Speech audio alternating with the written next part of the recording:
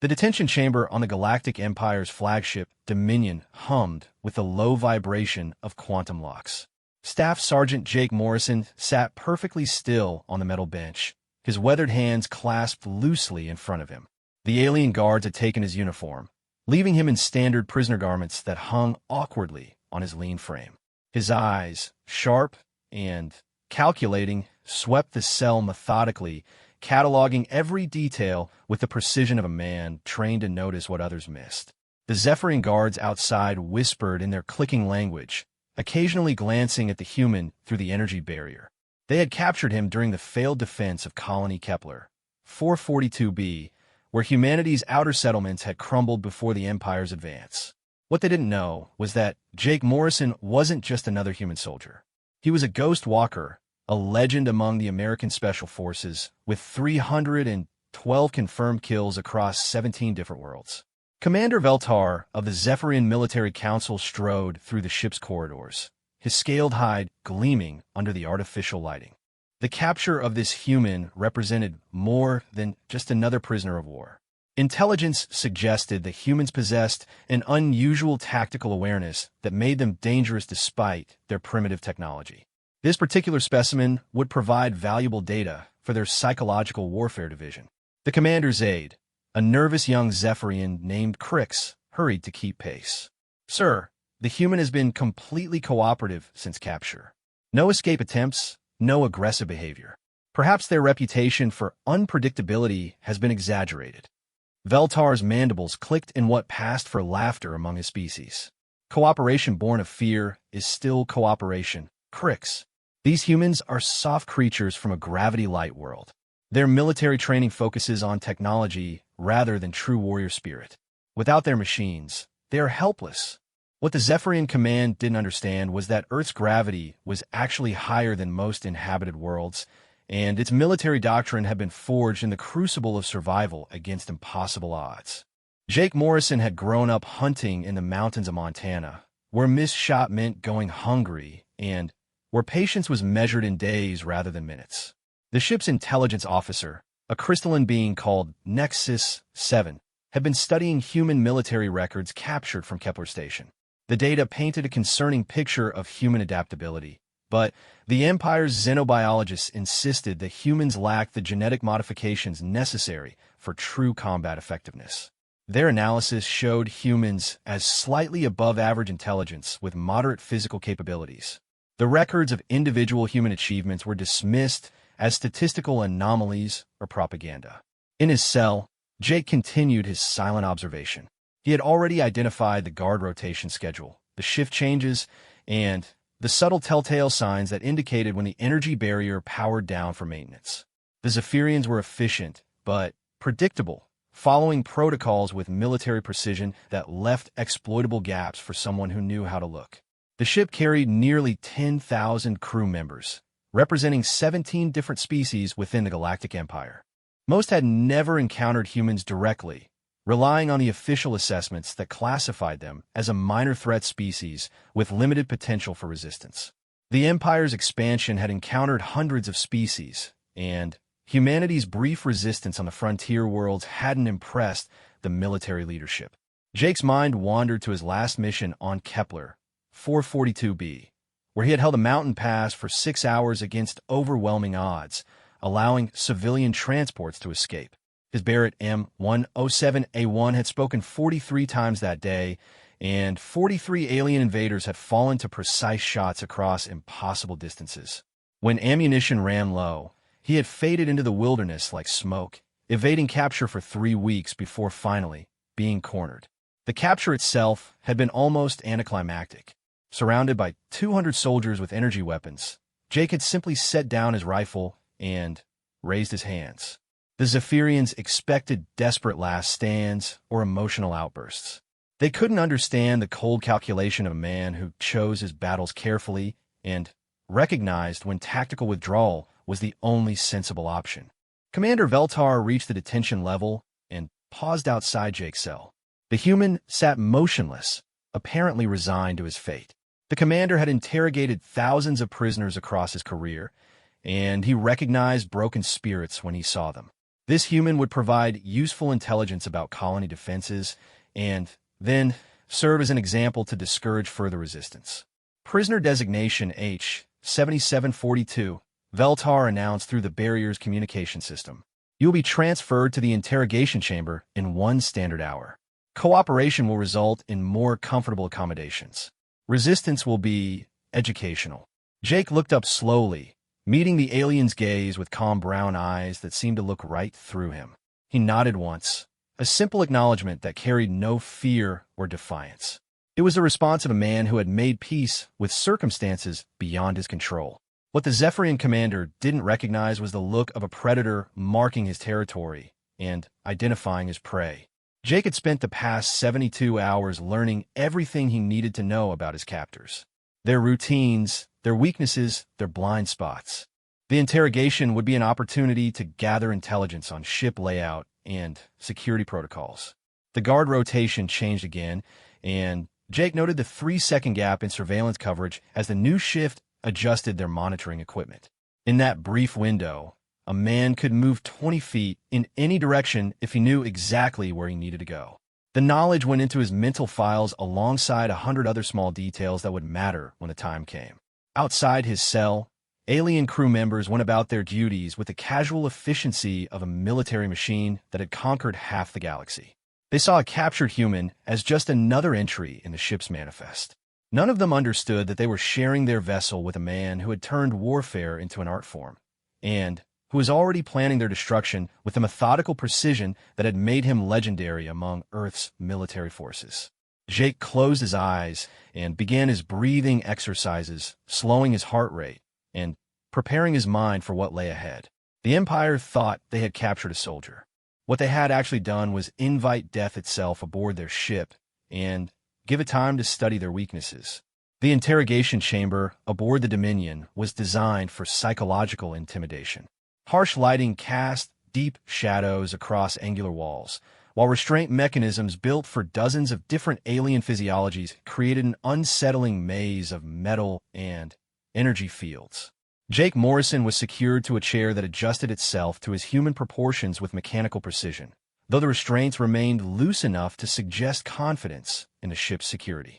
Commander Veltar entered with 2 guards and the ship's chief interrogator, a mantis-like Kithani whose species specialized in extracting information through psychological pressure. The interrogator's compound eyes reflected the harsh lighting as she studied the human with professional interest. Her name was Esikitera, and she had broken the will of countless prisoners across the Empire's expansion. Human designation H-7742, Esikitera began, her translated voice carrying an artificial harmony that many species found disturbing. Your colony's resistance was admirable, but pointless. The Empire's advance cannot be stopped by primitive weapons and desperate tactics. Tell us about your military structure, and your remaining time will be comfortable. Jake studied each of his captors with the same methodical attention he had given to enemy positions across a dozen battlefields. Veltar stood with the confidence of a career officer who had never faced serious opposition. The guards held their weapons with casual familiarity, but poor trigger discipline. Esikitera positioned herself just outside optimal striking distance, though her species' reflexes were reportedly faster than human average. Name, rank, and service number, Jake replied quietly. That's all you're getting according to the Galactic Convention on Prisoner Treatment. Veltar's mandibles clicked in amusement. The convention applies to recognized military forces, human. Your species hasn't achieved the technological or cultural development necessary for such recognition. You are classified as an insurgent combatant. The interrogation continued for 3 hours, with Esikitera employing increasingly sophisticated psychological techniques designed to break down resistance. She had studied human behavioral patterns and knew which emotional triggers typically proved effective. What she hadn't accounted for was the mental conditioning of a man who had spent 2 decades learning to function under extreme stress. Jake provided nothing beyond basic identification, his responses delivered in the same calm tone regardless of the pressure applied. He counted the guards' breathing patterns, timed the interval between security sweeps, and memorized the locations of every camera and sensor in the room. Each minute of interrogation provided more intelligence about his captor's capabilities and limitations. Meanwhile, in the ship's intelligence center, Nexus 7 continued analyzing human military records. The crystalline being's processing matrix encountered recurring anomalies in the data that didn't align with established xenological profiles. Individual human achievements seemed to exceed predicted parameters by significant margins, particularly in long-range combat and tactical adaptation. These records cannot be accurate, declared Dr. Thane, the ship's chief xenobiologist. Projectile weapons effective beyond 2 kilometers? Impossible with human visual capabilities and muscle control. Their technology must compensate for biological limitations. Nexus 7's crystalline form shifted colors as it processed conflicting data streams. Yet multiple independent sources confirm these achievements across different theaters of conflict. Perhaps human capabilities have been underestimated. Dr. Thane dismissed the suggestion with a wave of his tentacles. Propaganda and exaggeration. No species develops such capabilities naturally. The humans will be integrated into the Empire's labor force once their rebellion collapses. Their potential is negligible. Back in the interrogation chamber, Essie Katera was growing frustrated with her subject's resistance. Her psychological profile of humans suggested they were highly emotional creatures prone to breaking under extended pressure. This particular specimen showed no signs of stress despite hours of intensive questioning. "Your resistance serves no purpose," she said, adjusting her approach. "Your colony worlds are falling to our advance. Your military cannot match our technology. Surrender the information we require, and you will be transferred to a labor world with decent conditions." Jake met her compound gaze steadily. "You know what the funny thing is about your fancy empire?" he said conversationally. "You've gotten so used to winning that you've forgotten what it feels like to be hunted." Something in his tone made both guards unconsciously adjust their grips on their weapons. Veltar stepped forward, his scales darkening with irritation. "Empty threats from a caged primitive. Your kind will learn their place in the natural order." "Natural order?" Jake repeated thoughtfully. "That's interesting. See, where I come from, natural order means the strongest survive. Not the one with the biggest ship or the most advanced weapons. The one who adapts fastest when everything goes wrong." The interrogation concluded without extracting useful intelligence, though Jake had learned everything he needed about the ship's security protocols and crew composition. As the guards escorted him back to his cell, he noted the patrol routes, the camera blind spots, and the subtle tells that indicated which crew members were experienced veterans versus support personnel.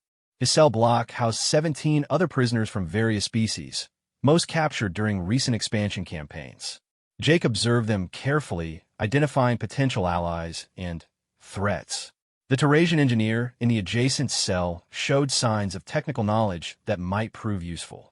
The Drakmarian warrior 3 cells down had been broken by extended imprisonment, but still possessed considerable physical capabilities. That evening, during the ship's night cycle, Jake began his preparations. Using techniques learned in survival training, he began to systematically weaken one of the energy field generators by creating micro-vibrations through rhythmic movement. The process would take weeks to produce noticeable results, but patience was a sniper's greatest asset. The Galactic Empire controlled 1,700 systems across 3 galaxy arms, and their military doctrine had evolved around overwhelming technological superiority. They had never encountered a species that treated warfare as an art form requiring decades of study and practice. Their analysis of human capabilities focused on measurable physical attributes, while ignoring the intangible factors that made the difference between soldiers and warriors.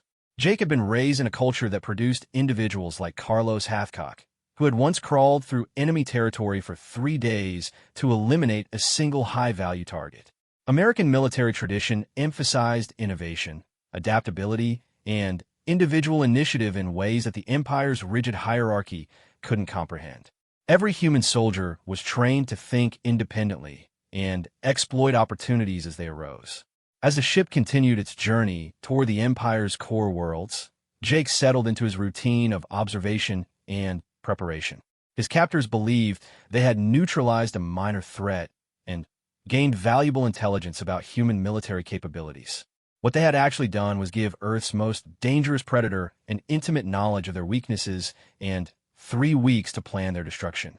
The detention level fell quiet as the night cycle progressed, but Jake remained alert, his mind working through dozens of scenarios and contingencies. Somewhere in the darkness beyond his cell, 10,000 aliens slept peacefully, confident in their superiority and secure in their overwhelming advantage.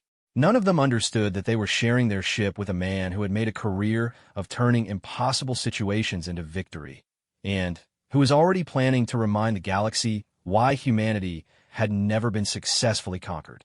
2 weeks into his imprisonment, Jake Morrison had transformed from prisoner to predator. The Galactic Empire's flagship Dominion continued its journey through hyperspace, carrying its crew toward what they believed would be a routine transfer of valuable intelligence assets.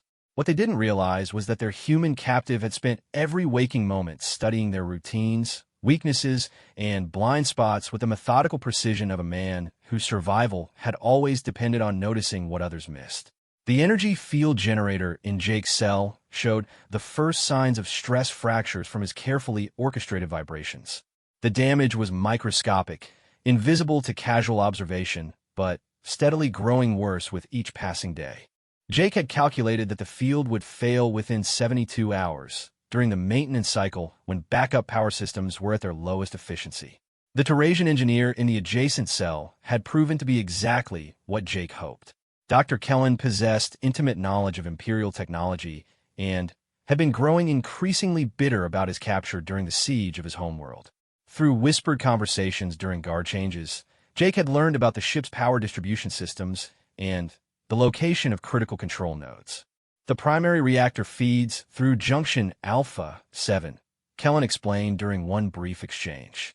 If someone could introduce a feedback loop in a magnetic containment system, it would trigger automatic safety protocols and shut down main power for approximately 14 minutes while backup systems activated. Jake filed the information alongside everything else he had learned about the Dominion's vulnerabilities. The ship was powerful but complex, its sophisticated systems creating multiple points of potential failure for someone who understood how to exploit them. The Empire's engineers had prioritized efficiency over redundancy, assuming their technological superiority made defensive preparations unnecessary. Commander Veltar had grown increasingly confident about the human prisoner's compliance. Intelligence reports from other captured humans showed similar patterns of resignation and cooperation once the futility of resistance became apparent. The psychological profile suggested that humans possessed strong survival instincts that overrode ideological commitment when faced with overwhelming odds. What Veltar didn't understand was the difference between tactical withdrawal and surrender. Jake Morrison had spent his entire adult life learning when to advance, when to retreat, and when to strike with maximum effectiveness. His apparent cooperation was simply another tool in an arsenal developed across 20 years of asymmetric warfare against superior forces. The ship's routine continued with mechanical precision, each day cycle following predetermined patterns that Jake had memorized down to the minute. Guard rotations occurred every 8 hours, with a 3-minute overlap for status updates. Maintenance crews performed their duties during the night cycle when most non-essential personnel were resting. Emergency drills happened every 6 days, creating predictable periods of controlled chaos. Essie Keturah, the ship's chief interrogator, had declared the human prisoner fully cooperative after his psychological resistance collapsed during the second week. Her report to command praised the effectiveness of Imperial interrogation techniques and recommended Jake's transfer to the intelligence processing facility on Kepler Prime. The recommendation would seal the fate of everyone aboard the Dominion. Jake had identified 17 different species among the crew, each with distinct behavioral patterns and physical capabilities. The Zephyrian security forces were strong, but relied heavily on their energy weapons, becoming significantly less effective in close-quarters combat. The crystalline navigation officers processed information quickly, but were fragile and vulnerable to physical shock. The insectoid maintenance crews were numerous, but focused on their tasks to the exclusion of security awareness. The detention level housed 43 prisoners from 12 different worlds, representing the Empire's recent expansion campaigns. Jake had established contact with 7 of them, identifying potential allies and assessing their capabilities. The Drakmarian warrior named Brock retained enough fighting spirit to be useful despite his broken condition. The human colonist from Kepler, 442b, possessed detailed knowledge of Imperial tactical doctrine from the recent invasion. During his 3rd interrogation session, Jake had carefully maneuvered Sikatura into revealing critical information about the ship's destination and timetable. The Dominion would reach the Kepler system in 4 days, where Jake would be transferred to a permanent detention facility. The window for action was closing rapidly, and everything had to be perfectly timed. The ship's artificial intelligence, designated Aura-12, monitored all prisoner activities through a network of sensors and cameras. However, Jake had identified several blind spots created by the complex geometry of the detention level, particularly during shift changes when camera coverage briefly overlapped. These gaps lasted only seconds, but a man trained in urban warfare could accomplish remarkable things in very short time periods. Jake began his final preparations during the night cycle, using meditation techniques to prepare his mind and body for the violence to come. He had killed hundreds of enemies across his military career, but this would be different. Instead of engaging targets at long range with precision weapons, he would be fighting in close quarters with improvised tools against overwhelming numbers. Success would require perfect timing, tactical innovation, and the kind of ruthless efficiency that had made him legendary among Special Forces operators. The Galactic Empire's military doctrine assumed that superior technology and numerical advantage would always prevail against primitive opponents. Their training focused on conventional warfare between organized military forces using established tactics and strategies. They had no experience dealing with asymmetric threats or individuals who operated outside normal military parameters. Jake Morrison was about to provide them with a comprehensive education in unconventional warfare, American style. Every lesson would be written in blood and delivered with the kind of surgical precision that had made Earth's military forces the most feared fighters in human space. The Empire had made the mistake of capturing a professional soldier, giving him time to study their weaknesses, and then underestimating what a single determined human could accomplish when everything he cared about was at stake. The countdown had begun, and in 72 hours, the crew of the Dominion would learn why humanity had never been successfully conquered by any force in the galaxy. They would discover what it meant to face an enemy who treated warfare as an art form, who had studied violence with the dedication of a scholar and the precision of a surgeon. Most importantly, they would understand why capturing a human soldier was never a victory. It was simply an invitation for death to come aboard their ship and make itself comfortable while it planned their destruction.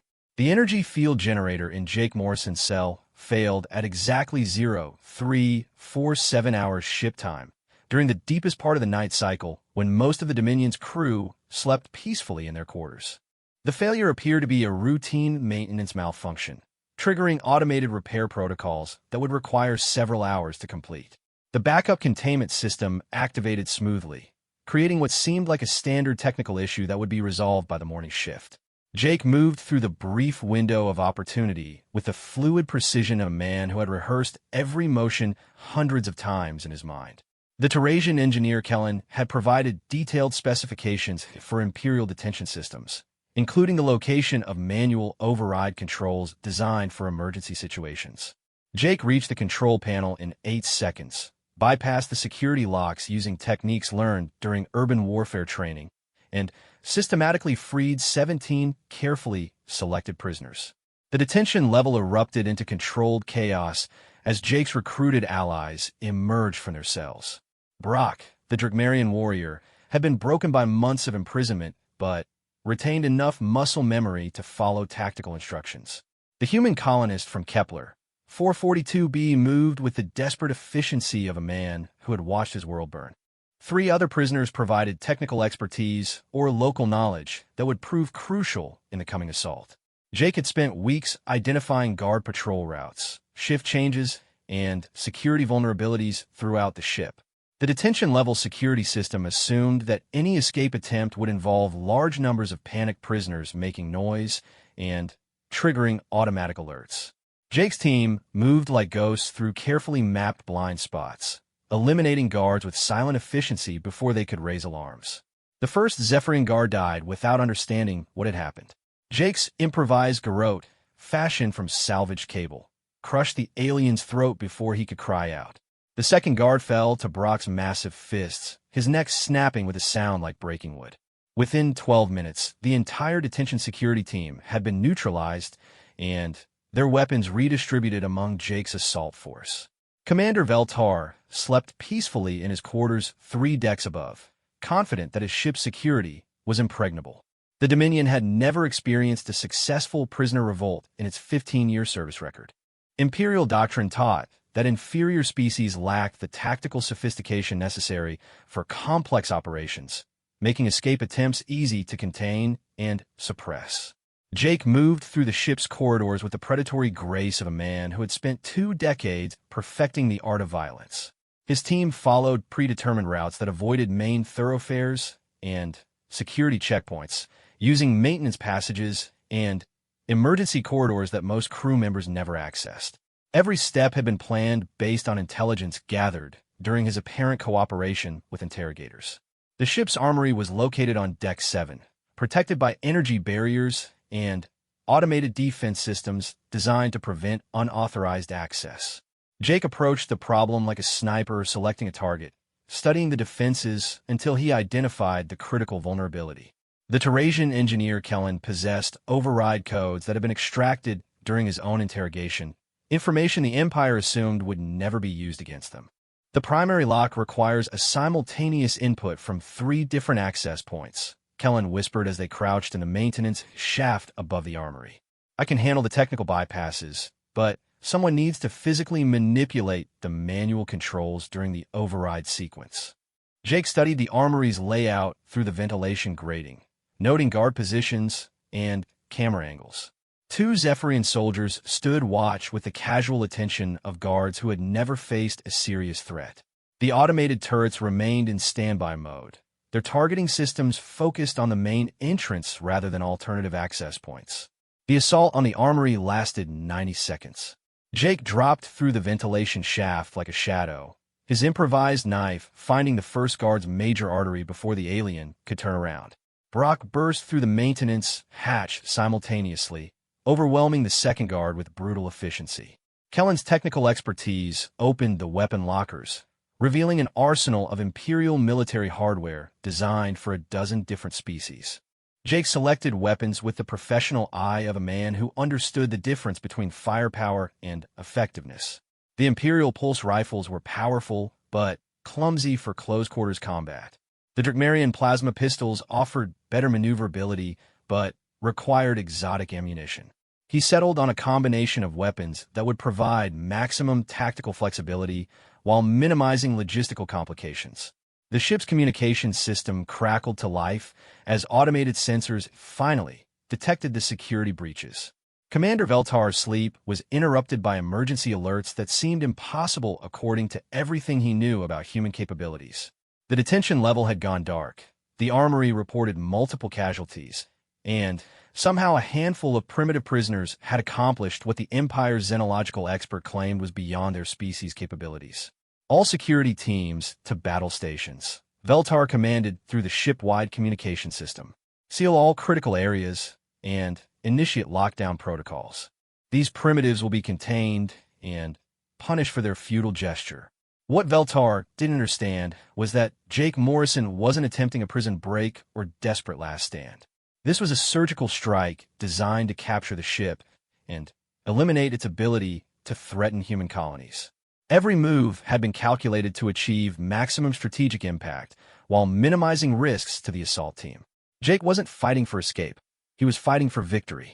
The Dominion's crew responded to the emergency with practiced efficiency, following protocols developed through centuries of military tradition.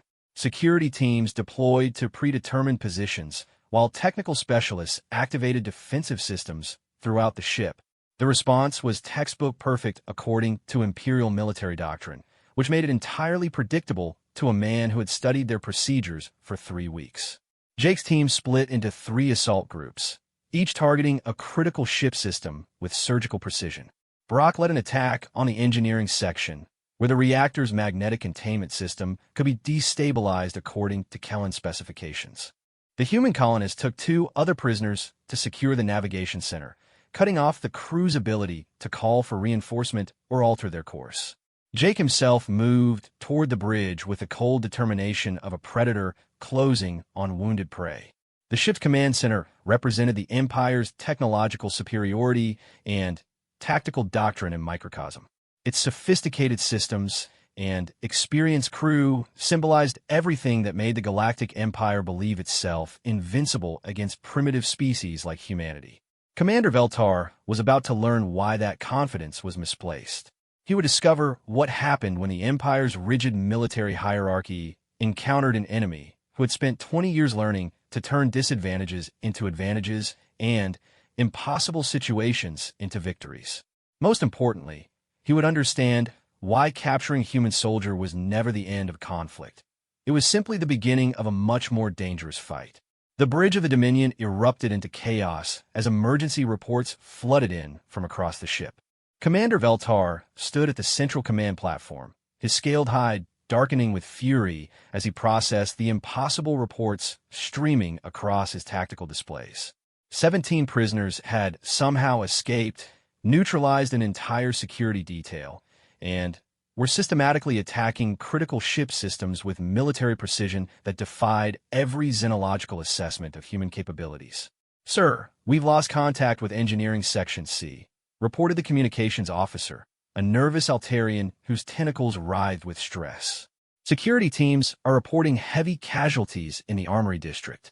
The prisoners appear to have acquired military-grade weapons." Veltar's mandibles clicked with disbelief. "Impossible. Humans lack the tactical sophistication for coordinated operations. Deploy the combat mechs and seal all access routes to critical areas. These primitives will be contained within the hour." What Veltar didn't understand was that Jake Morrison had spent 3 weeks studying not just the ship's layout and security procedures, but the psychological profiles and tactical limitations of every species in the Imperial military. The Zephyrian combat doctrine relied heavily on overwhelming firepower and numerical superiority, making them predictable in confined spaces where their advantages became liabilities. Jake moved through the ship's upper levels like a shadow given substance, his acquired Imperial weapons feeling foreign but functional in his experienced hands. Behind him, the detention level burned as Kellen's technical sabotage triggered cascading system failures throughout the ship's lower decks.